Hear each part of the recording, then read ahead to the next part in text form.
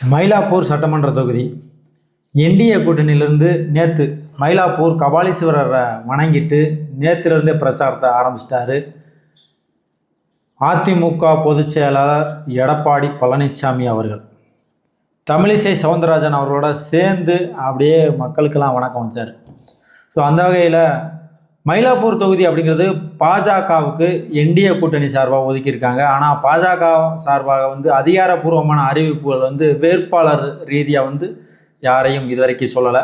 So அப்படி இருக்கிற போது தமிழிசை சவுந்தரராஜன் அவர்கள் தான் ஒரு அங்கீகரிக்கப்பட்ட வேட்பாளர் அப்படின்னு சொல்கிற மாதிரி ஒரு வெற்றி வாய்ப்பு அதிகமாக இருக்குது அப்படின்னு சொல்லி எடப்பாடி பழனிசாமி அவர்களும் தமிழிசை சவுந்தரராஜன் அவர்களும் நேற்றைய பரப்புரையை தொடங்கிட்டாங்க. ஸோ இந்த தொகுதியை பற்றி நம்ம பார்த்தோம்னா 61 தொகுதிகள் என்டிஏலேருந்து கூட்டணி கட்சிகளுக்கு கொடுத்துருக்குறாங்க. அதாவது என்டிஏலேருந்து பாஜக, பாமக, அமமுக, தமாக உள்ளிட்ட பல்வேறு கட்சிகளுக்கு கொடுத்துருக்காங்க. அதில் பாஜகவுக்கு 27 தொகுதிகளும், பாமகவுக்கு 18 தொகுதிகளும், அமமுகவுக்கு 11 தொகுதிகளும், தமிழ்நாடு மாநில காங்கிரஸுக்கு 5 தொகுதிகள் உட்பட 61 தொகுதிகளை கொடுத்துருக்குறாங்க. ஸோ இந்த மயிலாப்பூர் தொகுதியுடைய சிட்டிங் எம்எல்ஏவாக வேலு அவர்கள் இருக்கார். ஸோ திமுக இதுவரைக்கும் 6 முறை இந்த மயிலாப்பூர் தொகுதியில் வெற்றி பெற்றிருக்காங்க. அதிமுகவும் 6 முறை வெற்றி பெற்றிருக்காங்க.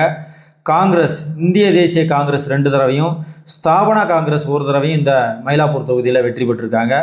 பாஜக சார்பில் 1 முறை இந்த மயிலாப்பூர் தொகுதியிலிருந்து வெற்றி பெற்றிருக்காங்க.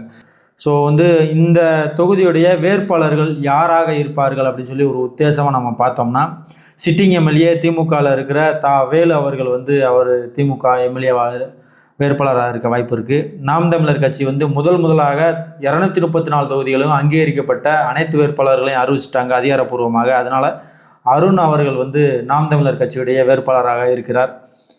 பாஜக சார்பில் இதுவரைக்கும் வேட்பாளர்களாக யாரையும் அறிவிக்கப்படாவிட்டாலும் தமிழிசை சவுந்தரராஜன் அவர்களும் நேற்று எடப்பாடி பழனிசாமி அவர்களும் பரப்புரை தொடங்கிட்டாங்க. அதனால் அவர்கள்தான் தமிழிசை சவுந்தரராஜன் அவர்கள்தான் பாஜக சார்பில் வேட்பாளராக இருப்பார்கள் என்று எல்லாரும் எண்ணிக்கிட்டு இருக்காங்க.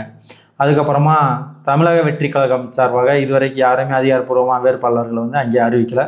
ஸோ இந்த தொகுதியில் யாருக்கு வெற்றி வாய்ப்பு அதிகமாக இருக்கும் அப்படின்னு சொல்லி தொடர்ந்து நம்ம களப்பணி பண்ணுவோம்.